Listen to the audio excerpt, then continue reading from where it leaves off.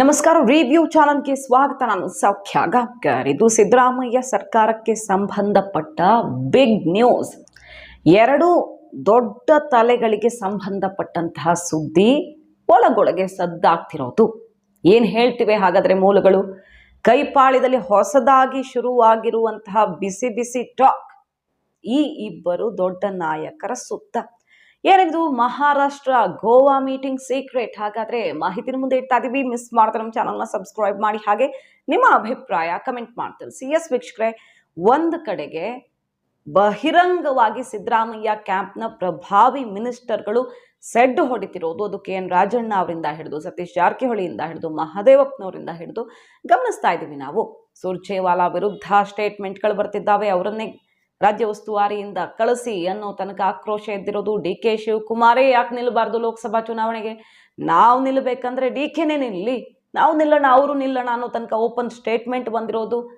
ಇದು ಎಲ್ಲಿಗೆ ಹೋಗ್ತಾ ಇದೆ? ರಾಜ್ಯ ಕೈಪಾಳ್ಯದಲ್ಲಿ ಜಟಾಪಟಿ ಅನ್ನೋದು ಗಮನಿಸ್ತಾ ಇದ್ದೀವಿ. ಈ ಹೊತ್ತಲ್ಲಿ ಕೇಳಿಬರ್ತಿರುವಂತಹ ವಿಚಾರ ಪೂರ್ವ ಸಿದ್ಧತೆಗಳಾಗ್ತಿರೋದ್ರ ಬಗ್ಗೆ ಈಗಾಗಲೇ ನಾವು ರಿಪೋರ್ಟ್ ಮಾಡಿದ್ವಿ. ಸಿದ್ದರಾಮಯ್ಯ ಸರ್ಕಾರದ ವಿರುದ್ಧ ಆಪರೇಷನ್ನು ಮತ್ತೊಂದು ಅಂತ ಕೈ ಹಾಕಲೇಬೇಡಿ. ಎಲೆಕ್ಷನ್ ಬರುವಂತಹ ಪರಿಸ್ಥಿತಿ ಬರುತ್ತೆ, ನಮ್ಮ ಆದೇಶವನ್ನು ಪಾಲಿಸಿ, ಅದು ಬಿಟ್ಟು ಆಪರೇಷನ್ ಕೈ ಹಾಕಿ ಸಂಕಷ್ಟ ತಂದುಕೊಳ್ಬೇಡಿ. ಅಲ್ಲಿಂದ ಬರೋ ಶಾಸಕರಿಗೆ ನಾವು ಸ್ಥಾನಮಾನ ಕೊಡೋದು, ಇನ್ಯಾರಿಗೋ ಮುಖ್ಯಮಂತ್ರಿ ಪಟ್ಟ ಕೊಡೋದು, ಇನ್ನೇನೋ ಆಗೋದು, ಪಕ್ಷಕ್ಕೆ ಡ್ಯಾಮೇಜ್ ಆಗುತ್ತೆ, ಇವೆಲ್ಲ ಬೇಡ. ಮಧ್ಯಂತರ ಚುನಾವಣೆಯಾಗಿ ನಾವು ಜನರ ಆಶೀರ್ವಾದದೊಂದಿಗೆ ಮತ್ತೆ ಅಧಿಕಾರಕ್ಕೆ ಬರಬೇಕು, ಅಂತಹ ಸ್ಥಿತಿ ಬರುತ್ತೆ ಅನ್ನುವ ಸಂದೇಶ ಹೈಕಮಾಂಡ್ ಇಂದಾನೇ ಸಿಕ್ಕಿದೆ ಅನ್ನೋದ್ರ ಬಗ್ಗೆ ಎಲ್ಲ ಟಾಕ್ ಶುರುವಾಗಿದೆಯಲ್ಲ, ಆ ಬಗ್ಗೆ ರಿಪೋರ್ಟ್ ಮಾಡಿದ್ವಿ. ಹಾಗಾದ್ರೆ ಎಲ್ಲಿಂದ ಬರ್ತಿದೆ ಈ ಕಾನ್ಫಿಡೆನ್ಸ್ ಅಂದ್ರೆ ಸೀಕ್ರೆಟ್ ಮೀಟಿಂಗ್ಗಳಿಂದಾನ. ಈಗ ಕೇಳಿ ಬರ್ತಿರೋ ವಿಚಾರ ಏನಪ್ಪಾ ಅಂತ ಕೇಳಿದ್ರೆ, ಕರ್ನಾಟಕಕ್ಕೆ ಹೊಂದಿಕೊಂಡಿರುವಂತಹ ರಾಜ್ಯಗಳಲ್ಲಿ ಸದ್ದಿಲ್ಲದೆ ಸೀಕ್ರೆಟ್ ಮೀಟಿಂಗ್ಗಳು ನಡೆದಿದ್ದಾವೆ. ಕಾಂಗ್ರೆಸ್ನ ಪ್ರಮುಖ ನಾಯಕರ ಜೊತೆಗೆ BJP ದೊಡ್ಡ ನಾಯಕರು ಈ ಮೀಟಿಂಗ್ನಲ್ಲಿ ಕಾಣಿಸ್ಕೊಂಡಿದ್ರು ಅನ್ನೋದು. ಯಾವುದೇ ಹಂತದಲ್ಲಿ DK ಶಿವಕುಮಾರ್ ಕಾರಣದಿಂದ ಏನಾದರೂ ಹೆಚ್ಚು ಕಡಿಮೆ ಆದರೆ, ತಮ್ಮ ಸ್ಥಾನಮಾನಕ್ಕೆ ಕುತ್ತು ಬಂದರೆ, ಅಥವಾ ಕೇಳಿದ್ದು ಸಿಗದೆ ಹೋದರೆ, ಅಥವಾ ಒತ್ತಾಯ ಪೂರ್ವಕವಾಗಿ ಏನನ್ನಾದರೂ ಹೇರೋದಿಕ್ಕೆ ಹೋದರೆ ಇದಾಗಬಹುದು.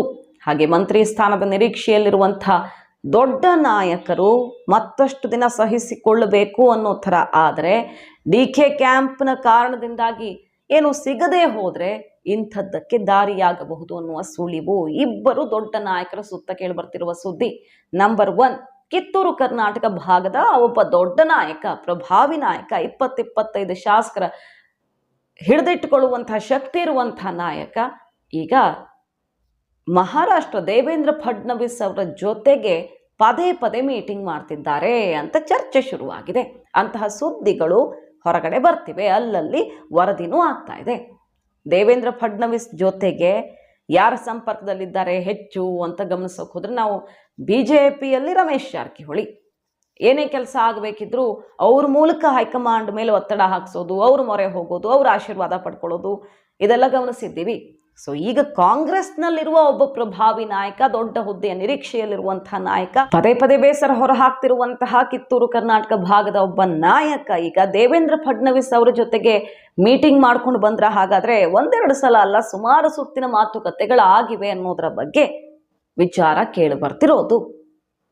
ಯಾವುದೇ ಸಂದರ್ಭದಲ್ಲಿ ಹೆಚ್ಚು ಕಡಿಮೆ ಆದರೆ ನನ್ನ ಬಲ ಇಷ್ಟಿದೆ ಅನ್ನುವ ರಿಪೋರ್ಟ್ ಅನ್ನು ಹೈಕಮಾಂಡ್ ಮುಂದೆ ಇವರ ಮೂಲಕ ತಲುಪಿಸಲಾಗಿದೆಯಾ? ದೇವೇಂದ್ರ ಫಡ್ನವೀಸ್ ಅವರ ಮೂಲಕ ಈ ದೊಡ್ಡ ನಾಯಕ ತಲುಪಿಸೇ ಬಿಟ್ಟಿದ್ದಾರ. ಮತ್ತೊಂದು ಕಡೆಗೆ ಉತ್ತರ ಕನ್ನಡ ಜಿಲ್ಲೆಯ ಒಬ್ಬ ಪ್ರಭಾವಿ ನಾಯಕ, ಉತ್ತರ ಕನ್ನಡ ಜಿಲ್ಲೆಯಲ್ಲಿ ಬಹಳ ಸೀನಿಯರ್ ಅಂತಾನೆ ಅನಿಸ್ಕೊಂಡಿರುವಂಥ ಈ ನಾಯಕ ಮಂತ್ರಿ ಸ್ಥಾನದಿಂದ ವಂಚಿತರಾಗಿ ಈಗಿರುವಂತಹ ಪರಿಸ್ಥಿತಿ, ಬಣಜಗಳ, DK ಶಿವಕುಮಾರ್ ಅವರ ಅಬ್ಬರದಿಂದ ಬೇಸತ್ತು ಯಾವುದೇ ಹಂತದಲ್ಲಿ BJPಯ ಕಡೆಗೆ ಮುಖ ಮಾಡಬಹುದು. ಇವರು ಗೋವಾ CM ಸಾವಂತ್ ಜೊತೆಗೆ, ಪ್ರಮೋದ್ ಸಾವಂತ್ ಅವರ ಜೊತೆಗೆ ನಿರಂತರ ಸಂಪರ್ಕದಲ್ಲಿದ್ದಾರೆ, ಮೀಟಿಂಗ್ಗಳಾಗಿವೆ.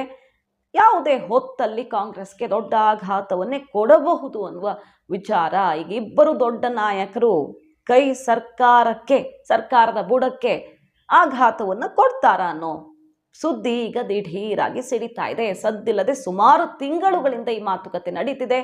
DK ಶಿವಕುಮಾರ್ ಅಂದುಕೊಂಡಿದ್ದು ಮಾಡುವಂಥ ಸ್ಥಿತಿ ಬಂದರೆ ನಾವು ಸುಮ್ಮನಿರಲ್ಲ ಅನ್ನುವಂಥ ಸಂದೇಶ ರವಾನಿಸೋದಿಕ್ಕೆ ನಮ್ಮದು ತಯಾರಿ ಆಗಿದೆ ಅಂತ ಗೊತ್ತಾಗಲಿ ಅಂತ ಸಣ್ಣ ಸಣ್ಣದಾಗಿ ಸುಳಿವನ್ನು ಹೊರಗೆ ಬಿಡ್ತಾ ಇರ್ತಾರೆ ಆಗಾಗ. ಹಾಗಾಗಿ ಈ ಮೀಟಿಂಗ್ಸ್ ರಹಸ್ಯಗಳೆಲ್ಲ ಈಗ ಹೊರಗಡೆ ಲೀಕ್ ಆಗಿರೋದು.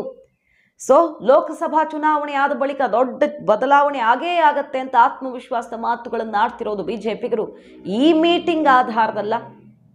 ಕಾದ್ ನೋಡಬೇಕು. ಒಟ್ಟಿನಲ್ಲಿ ಒಂದು ಕಡೆ ಆಪರೇಷನ್ ಮಾಡಿ ನಾವು ಕರ್ಕೊಳ್ಳೋದು ಬೇಡವೇ ಬೇಡ ಅನ್ನೋ ಸೂಚನೆ, ಈ ಹೊತ್ತಲ್ಲಿ ತಾವಾಗಿ ಇಷ್ಟು ಜನರನ್ನು ಕರ್ಕೊಂಡು ಬರ್ತೀವಿ ಅನ್ನೋ ತನಕ ದೊಡ್ಡ ನಾಯಕರು ರೆಡಿಯಾಗಿರೋ ಬಗ್ಗೆ ಸುದ್ದಿಗಳು ಹರಿದಾಡ್ತಿರೋದು. ಒಂದಕ್ಕೊಂದು ತಾಳೆಯಾಗ್ತಿದೆ. ಬಿಜೆಪಿ ಲೋಕಸಮರದ ಪರ್ಫಾರ್ಮೆನ್ಸ್ ಚೆನ್ನಾಗಿ ಆದರೆ ರಾಜ್ಯ ರಾಜಕಾರಣದಲ್ಲಿ ಟ್ವಿಸ್ಟ್ ಸಿಗಬಹುದು, ಅಲ್ಲಿರೋದು ಪ್ರಶ್ನೆ. ಮಾಹಿತಿ ನಿಮ್ಗೆ ಇಷ್ಟ ಆಗಿದ್ರೆ ಮಿಸ್ ಮಾಡಿದ್ರೆ ನಮ್ಮ ಚಾನಲ್ನ ಸಬ್ಸ್ಕ್ರೈಬ್ ಮಾಡಿ, ಹಾಗೆ ನಿಮ್ಮ ಅಭಿಪ್ರಾಯ ಕಮೆಂಟ್ ಮಾಡಿ ತಿಳಿಸಿ. Thank you.